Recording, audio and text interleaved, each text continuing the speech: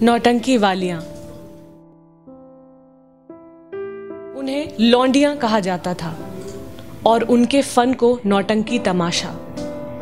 पता नहीं उनका हुनर याद रखने लायक था या भूलने लायक, मगर उनके अफसाने बिकते थे बाजारों में। पटना, कोल्हापुर, बनारस, सांगली, मेरठ, चिलबिला और कानपुर को छोड़कर उनके मोहब्बत की सड़क जुगनुओं से भरी सांझ से होकर गुजरती थी।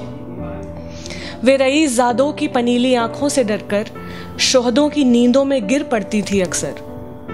पुराने साजों पर उतरे हुए सुर की तरह जवानी थी उनकी।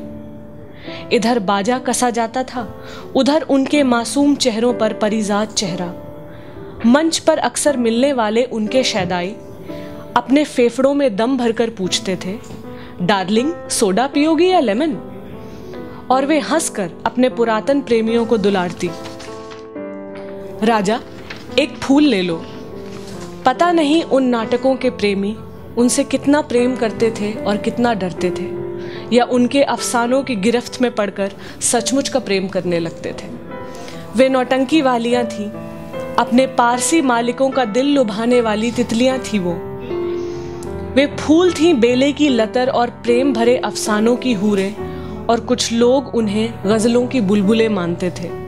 वे पहली बार किसी भी शहर को अपनी आंखों से नहीं, लोगों की हवस भरी निगाहों से देखती थी, और उनके रंग बिरंगे तंग बाजारों के मिजाज से भी जहां तारों की तरह टिमटिम करती बिकती थी बिंदी, चूड़ियां, सुरमा और परांदे।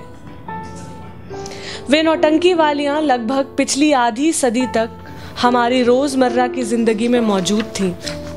लगभग पिछली पूरी सदी बीत जाने के बाद वे नौटंकी वालियां आज भी जीवित हैं हमारी स्मृतियों में।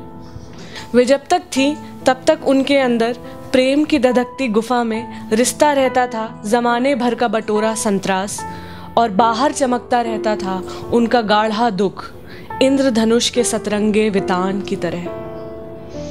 आज जब वे नहीं हैं तब ये अंदाज़ा लगाना बड़ा मुश्किल है, पटना, कोल्हापुर, बनारस, सांगली, मेरठ, चिलबिला और कानपुर को छोड़कर कोई और शहर भी शायद ही होगा जो उनके काढ़े की तरह गाढ़े आंसुओं को अपने दुख से साझा करके याद करता होगा।